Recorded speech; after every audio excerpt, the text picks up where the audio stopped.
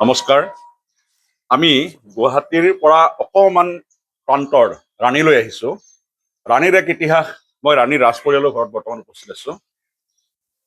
তেওঁলোকৰ বৰ্তমান ৰজা আছেই দিগেন্দ্ৰ নাৰায়ণ সিংহ। মোৰ লগত দাদা আছে, দাদা তেওঁৰ সন্তান মানে দিগেন্দ্ৰ নাৰায়ণ সিংহ। তেওঁৰ পৰৱৰ্তী প্ৰজন্মত এখেত ৰজা হ'ব। এতিয়া কথাটো হ'ল, মই এই কথাখিনি কোৱাৰ নিশ্চিতভাৱে মই মন্দিৰৰ পৰা ডিটেইলছ ক'ম, কিন্তু তাৰ মাজত এটা কথা কওঁ যে মন্দিৰৰ যি বলিৰ প্ৰথাৰ বলিৰ যিটো বিধান, এই বলিৰ গোটেই যিখিনি মানে দাসৰ থাকে, বলি দিয়া হেৰি থাকে, গোটেইখিনি আমাৰ ইয়াত সংৰক্ষণ কৰা আছে। ষষ্ঠী পূজাৰ দিনাখন ৰাইজে আদৰি লৈ যায় ইয়াৰ পৰা, আৰু দশমী পূজাৰ দিনাখন অপৰাজিতা পূজা শেষ হোৱাৰ পাছতে আকৌ ৰাজ পৰিয়াললৈ এই হেৰিখিনি ঘূৰাই অনা হয়। এতিয়া দাদা আছে, দাদাই আপোনাক ধুনীয়াকে বুজাই দিব। ইয়াত আটাইতকৈ ডাঙৰ কথা, প্ৰাচীন কালত নৰবলি হৈছিল। যেনেকে মই সিদিনাখন কৈছিলো মংগল চণ্ডী থান, তাত নৰবলি হৈছিল। মই মায়ঙৰ পৰা দেখাইছিলো দাসৰ বুলি এখন সৰু, যিখনতে হিউমেন চেক্ৰিফাইচ হৈছিল, মানে নৰবলি হৈছিল। এই মন্দিৰতো প্ৰাচীন কালত হৈছিল নৰবলি। বাকী যিখিনি আখ্যান মই দাদা আছে, দাদাই নিজৰ মুখেৰে ক'ব। তেওঁ মানে পূজা অৰ্চনাৰ কাৰণে ওলাইছে, মই ৰাতিপুৱাই আহি অলপ ডিষ্টাৰ্ব দিয়াৰ নিচিনা হৈছে, কিন্তু তেওঁ মোক সুন্দৰকে বুজাই দিছে। কিন্তু তেওঁৰ মুখেৰে ক'লে আমি বেছি ভালকে বুজি পাম। অকমান ডাঙৰকে ক'ব। এই ডাঙৰখন হ'ল আপোনাৰ নৰবলি হোৱা। তই প্ৰথমতে চা, ডাঙৰখন হ'ল নৰবলি হোৱা। মাজৰ ডাঙৰখন নহয়, যিখন আটাইতকৈ ওখ সেইখন আছিল প্ৰাচীন কালৰ নৰবলি হোৱা দাস। সেইখনকে পূজা কৰা যায়, সেইখনক পূজা কৰা হয়। পূজা কৰা হয়।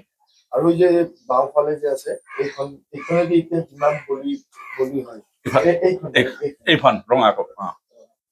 আচ্ছা, সেইখন হ'ল আপোনাৰ মানে এতিয়া যিমান মহ বলি 108 বিধ বলি হয়। 108 বিধ বলি, 108 বিধ আইটেম মানে আপোনাৰ বলি হয়। ইয়াতে আপুনি ওচৰত এইখনকে বলি কৰি মানে বলি যিমান হয় এইখনেদি হয় হৈ আমাক দশমীৰ দিনা এইটো বস্তু ৰাইজে আমাৰ হাতত গোটাই আকৌ উভতাই দিয়ে, মানে এটা পৰম্পৰা আছে। পৰম্পৰা ষষ্ঠীৰ দিনা লৈ যায় ৰাইজে আহি আদৰি, তাৰপিছত তাত পূজা ভাগ হয়। পূজা ভাগ হৈ এই দশমী পূজাৰ পিছত সন্ধিয়া এইটো আমাক উভতাই দিয়ে। গতিকে গুৱাহাটী মহলত বহুত দুৰ্গা পূজা হয়, কিন্তু এনেকুৱা ইতিহাস আমি উগ্ৰপতৰা মন্দিৰত দেৱালয়তো দেখা পাইছো। আৰু তেওঁলোকৰ যিটো পৰম্পৰা, তাৰমানে আমাৰ মন্দিৰৰ পৰা দাদাৰ ঘৰৰ ডিষ্টেঞ্চটো এইটো মোটামুটি আমাৰ মোটামুটি 3-4 কিলোমিটাৰ হ'ব মানে। কিন্তু মন্দিৰৰ বাকীখিনি মন্দিৰটোক মই লৈয়ে যাম, আপোনালোকক দেখুৱাম ইমান সুন্দৰ মন্দিৰ। হয়তো চবে পাৰ হয় সেইফালেদি, বহুতো আৰাধ্য দেৱতা, কিন্তু আমাৰ বহুতে সেই ইতিহাসবিলাক আমি নাজানো। গতিকে এই ইতিহাসখন বিচাৰি মই ৰাজ পৰিয়ালৰ ওচৰত আহিছিলো। আৰু বৰ্তমান দাদাই যিখিনি মোক ক'লে সেই বস্তুখিনি ইয়াত আনি, মানে বলিৰ সামগ্ৰীখিনি ইয়াত থাকে। আৰু এটা হিষ্ট্ৰী দাদাই কৈছে যে আগতে সেই মন্দিৰত সকলো সামগ্ৰী ৰজাৰ ঘৰৰ পৰা যাব, ৰজাই বহিলেহে বলি হ'ব, ৰজা নবহিলে বলি নলয় মাই। এইখিনি কথা দাদাই মোক কৈছে, মই নোট কৰি লৈছো। মই মন্দিৰলৈকে যাম এতিয়া, আৰু তাৰ পৰা মই বাকীখিনি কথা ক'ম। মই দাদাক বহুত ধন্যবাদ দিছো। এতিয়া আমি আহি পালোহি শ্ৰী শ্ৰী মা বুঢ়ী গোসানী দুৰ্গা দেৱীৰ থান। মই যে এইমাত্ৰ দাদাগৰাকীৰ লগত আছিলো, আচলতে তেওঁ এতিয়া বৰ্তমান মানে ৰজা হিচাপত আছে দিগেন্দ্ৰ নাৰায়ণ সিংহ, আৰু দাদাৰ নাম আছিল বিকাশ নাৰায়ণ সিংহ। প্ৰথম কথা, এই মন্দিৰ ৰাণী ৰাজ্য আৰু ৰাহি ৰাজ পৰিয়াল একেলগে সম্পৃক্ত হৈ আছে। তেওঁ ভালকে কথাখিনি কৈছেই। দুৰ্গা পূজাৰ ষষ্ঠীৰ দিনাখন দাসৰ মানে যিখন মেইন নৰবলি হোৱা দাহ আছিল, সেই দাহখনক ইয়াত পূজা কৰা হয়। ইয়াত প্ৰতিমা নাথাকে, কিছু শালগ্ৰামৰ কিবা স্তম্ভ আৰু দাসৰ, মেইনলি সেই দাসৰখনৰ পূজা অৰ্চনাহে ইয়াত কৰা হয় বুলি তেওঁ আমাক কৈছে।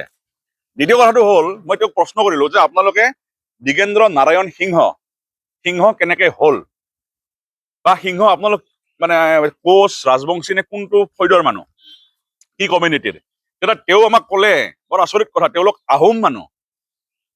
লৰা ৰজাৰ দিনত হেনো তেওঁ আশ্ৰয় লৈছিল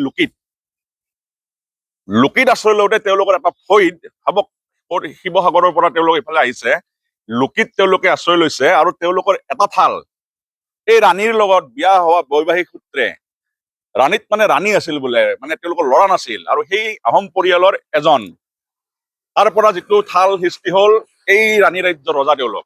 আৰু গৈ ক্ৰমান্বয়ে 1826 চনৰ পিছৰ পৰা ক্ৰমান্বয়ে গৈ আজিৰ তাৰিখত দিগেন্দ্ৰ নাৰায়ণ সিংহ হ'ল ৰজা।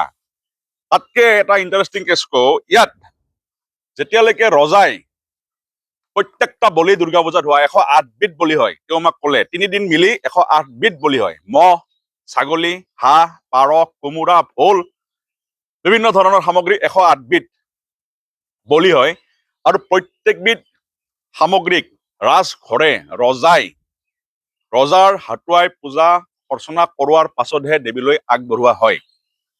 ইয়াৰ পাছত আৰু তথ্য আছে, আমি মন্দিৰৰ ভিতৰলৈ যাব বিচাৰিছো। এতিয়া আমি মোৰ পিছফালে এয়া মা শ্ৰী বুঢ়ী গোসানী দেৱীৰ থান, মই কেম্পাছৰ ভিতৰত সোমাই আহিছো। ইয়াত কিছুমান আখ্যান আছে। প্ৰথম কথা, যদি মানে ৰজাৰ মানে ৰজাৰ হেৰি দিয়াৰ পাছতহে বলি হ'ব। প্ৰথম ৰজাৰ হতুৱাই পূজা অৰ্চনা কৰা হ'ব। পূজা অৰ্চনা কোনে কৰিব? কুল পুৰোহিত আছে। তেওঁলোকৰ বৰ্তমানৰ কুল পুৰোহিতৰ নাম হ'ল সূৰ্যকান্ত শৰ্মা। তেখেতে আমাৰ দুৰ্গা পূজাৰ সময়ত ইয়াতে কুল পুৰোহিত হিচাপে পূজা অৰ্চনা তেওঁহে আগবঢ়াব পাৰিব, কুল পুৰোহিতে। দ্বিতীয়তে, এই পূজাত যিমান সামগ্ৰী হ'ব, যিমান বলি হ'ব, এটা পুখুৰী আছে ইয়াত, নাম হ'ল পাতাল ফুটা পুখুৰী। এই পুখুৰীটোৰ পানী প্ৰবাদ আছে, কেতিয়াও শেষ নহয়। এই পুখুৰীটো কিমান দ আজিলৈকে কোনো ঠাৰ কৰিব পৰা নাই। মই শুনা মতে, কোৱা মতে NDRF বোলে চেষ্টা কৰি চাইছিল, কিন্তু তেওঁ পাৰা নাই তেওঁলোকেও। এইটো হ'ল পাতাল ফুটা পুখুৰী। এই মন্দিৰৰ দক্ষিণে, ঠিক উত্তৰ ফালে অকমান এইফালে এনেকে আছে। দুৰ্গা পূজাৰ সময়ত তাৰমানে ইয়াৰ পানীৰেহে প্ৰত্যেকটা বস্তুক পবিত্ৰ কৰাৰ পাছতহে মন্দিৰৰ উৎসৰ্গা কৰা হয়। এইটো হ'ল পাতাল ফুটা পুখুৰী। আজিলৈ এই পুখুৰীৰ পানী কেতিয়াও শেষ হোৱা নাই, প্ৰবাদ আছে। আৰু বলিশালখিনি ভিতৰত থাকে, আৰু বলিশাল পূজাৰ সময়তহে উলিয়াই আনি পূজা অৰ্চনা কৰি বলি তাত কৰা হয়। আৰু প্ৰবাদ আছে, যদি কেতিয়াবা মানুহৰ যদি কিবা লাগি থাকে দায় দোষ, তথাপিতো বলিটো দিছে, হয়তো নাজানি কিবা যদি কৰে, যদি বলিটো কিবা কাৰণত কিবা অলপ মানুহ হেৰি থাকে, তেওঁলোকে কোৱা মতে বাউন্স বেক মাৰে। ইমান জোৰত মাৰা যিখন বলি কটা দাসৰ বুলি কৈছে, এখন দাসৰটো নৰবলি দাসনকে মেইনলি পূজা কৰে প্ৰতিমা হিচাপে। আৰু যিখন দাসৰেদি মানে ইমান জোৰত ফৰ্চফুলি মাৰে, আপোনালোকে যোনে বলি দেখা পাইছে, এইবিলাক প্ৰাচীন কথা। মই ইয়াত মানে ধৰ্মীয় হেৰি নাই, মই প্ৰাচীন কথা হিচাপতে কৈছো। যিখন দা মাৰে, যিটো বলি মায়ে গ্ৰহণ কৰে, সেইটো একদম চুইফলি গুচি যায়। আৰু যিটো বলিত কিবা দায় দোষ থাকে, সেই বলি ইমান জোৰত মাৰাৰ পাছতো দাখন বাউন্স বেক হৈ যায়। এইটো এটা আচৰিত কথা।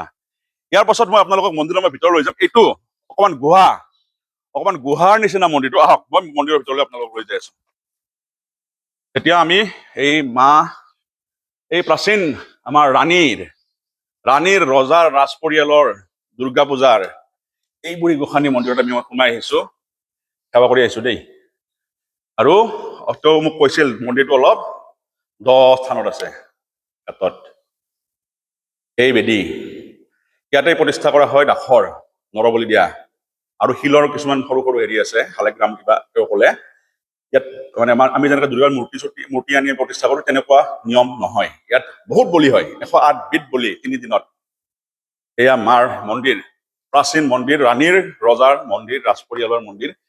তেওঁলোকে এতিয়া ৰাইজ আৰু ৰাজ পৰিয়াল সকলোৰে সমিল মিলেৰে এতিয়াও ইয়াৰ পূজা অৰ্চনাবিলাক হৈ আছে। আৰু এই মন্দিৰৰ লগত জড়িত আৰু তথ্য আছে, অকমান অপেক্ষা কৰক। মই ধুনীয়াকে ইয়াত মানে কি আছে, শুনা মতে প্ৰবাদ আছে যে এই পাহাৰৰ মাজত হেনো এটা গাঁত আছিল। মানে শিলৰ এটা প্লেটফৰ্ম আছে, আৰু তাৰ মাজত এটা গাঁত আছে। সেই গাঁতটোৰ নাম আছিল নাগিনী গাঁত। এই নাগিনী গাঁতত কি হৈছিল, যেতিয়া কোনো মানুহে বেয়া কাম কৰে, তেওঁক যেতিয়া পানিচমেণ্ট দিব লগা হয়, এই পাহাৰৰ মাজত, সেইটো এতিয়া মানে উদ্ধাৰ কৰিব পৰা অৱস্থাত হয়তো নাই, তেওঁলোকে কৈছে, তাত নি কিনে মানুহজনক তাৰমানে ফাইনেল পানিচমেণ্টটো দিয়া হৈছিল, মানে মৃত্যুদণ্ড। এই নাগিনী গাঁতত সেইটো কৰা হৈছিল। এইটো ক'লো পাতাল ফুটা পুখুৰী। এয়া মাৰ প্ৰাচীন বুঢ়ী গোসানী দুৰ্গা মন্দিৰ, ৰাণীৰ ৰজাৰ বংশৰ মন্দিৰ, প্ৰাচীন মন্দিৰ। আৰু এতিয়া অকমান বেলেগ কথা এটা কৈ দিওঁ, যে যেতিয়া ইয়াত এইখন অলপ এতিয়াহে টাউন হল, গাঁৱৰ ভিতৰুৱা অঞ্চল আছিল, ইয়াত মানুহ আহিলে মানুহক অত্যাচাৰ কৰি বাগে খাইছিল বোলে। তেতিয়া ৰাইজৰ লগত আলোচনা কৰি তালুক কিবা মিলাই আৰু এটা ঠাচ আপোনালোকে আমি মেইন ৰাস্তাৰ কাষত আহিলে দেখা পাব, বগাকে ধুনীয়া মন্দিৰ এটা আছে, তালৈ উঠাই নি তাত পূজা অৰ্চনা কৰা হয়। কিন্তু একেবাৰে অৰিজিনেল ৰজাদিনীয়া মন্দিৰটো আছিল ইয়াত। আৰু ইয়াত আজিও সেই আচল ৰজাদিনীয়া নিয়ম কানুনৰ যিখিনি পূজা, হিউমেন চেক্ৰিফাইচ কৰা যিখন দাসৰ, সেই লৈ এটা আমি কৰাতকে অলপ, আমি নৰ্মেল যিখিনি আমি গুৱাহাটীত মজিয়াত দুৰ্গা পূজাত দেখো, তাতকে অলপ বেলেগকে ইয়াত সেই দুৰ্গা পূজাখিনি হয়। আমি নিমন্ত্ৰণ জনাইছো। আৰু সেইটো কৈছো যে ইয়াত বোলে তাৎক্ষণিক ৰিজাল্ট কোনোবাই যদি বেয়া মন লৈ আহে নহয় ইমিডিয়েটলি বেহুজ হ'ব মূৰ ঘূৰাই পৰিব এইবিলাক মানে এইবিলাক একদম ইমিডিয়েট ৰিজাল্ট দেখা পোৱা যায় আৰু যদি সৎ মনেৰে আহে মনৰ বাঞ্ছা পূৰ্ণ হয় বুলি প্ৰবাদ আছে এইখিনি তথ্য দিলো আশা কৰো আপোনালোকে ভাল পাব ধন্যবাদ